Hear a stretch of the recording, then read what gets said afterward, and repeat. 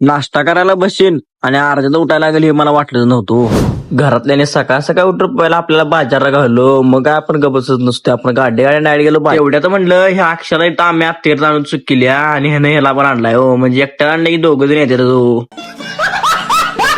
प्रदीपदा म्हणला असं जर रुकडी फाट्यावर न्यायचं, रुकडी फाट्यावर आणला हेरल्यावर, कारण आपल्याला सीएनजी टाकायचं तो. मम्मी म्हणते आमची जरा पसंत जायचं म्हटलं, आपलं बुट असल्यामुळे आपण काय आत गेलोच नाही. घर साहेब काय गबसना, साहेब म्हणलं केदार तेवढा आत्या लागतेच तुम्ही. साहेब आपलं फॅन साहेबांनी आपल्याला पहिला चहा देऊन ठेवला. तेवढ्यात म्हटलं आज आपल्या भाची येणार, त्यामुळे भाचीला कपडे घ्यायला लागतात. मग काय आपण डायरेक्ट दुकानात घेऊन कपडे घेतले आणि डायरेक्ट पेट्रोल टाकलं, कारण की आपल्याला जायचं तर मालेवाडीत आपण डायरेक्ट तांजा गेलो, कारण आपल्या भावाचं वर्ष असल्यामुळे जर जायचं तो आपल्याला फुलं पण द्यायची, ते आपण डायरेक्ट फुलं दिली, घरात फुलं दिले आपण डायरेक्ट कोल्हापूरचा रस्ता गाठला, कारण आपल्याला व्हिडिओ करतो आपली भाची येणार ते म्हणून. आता म्हटलं आपल्या कोल्हापूर जायला मिळालं नाही, मग शिरलो आपण डायरेक्ट आवडती वाड्यामध्ये आलो.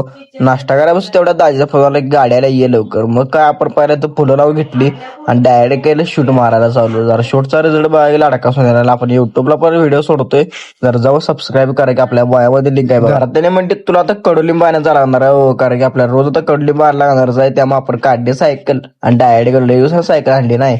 तेवढ्यात म्हटलं ही क्रांती द्यालती, बाळा बघायला ती काही चहा प्यायला तेच कळत. आता म्हणतं कामावर जायला लागते ना, आपण डायरेक्ट केली एंट्री कामावर गेल्याशिवाय काय खऱ्या नाही म्हटलं, घरात बसलो काय चालत नसते. आता 3 वाजता बघतो काय हो ही जागवची अजून, कारण की पिल्लू अजून झोपलो होतो. तुमच्या भावाचा जरी मिनी ब्लॉग आवडला, तुमच्या भावाला लाईक शेअर आणि फॉलो तेवढं मारा लागते, सपला विषय.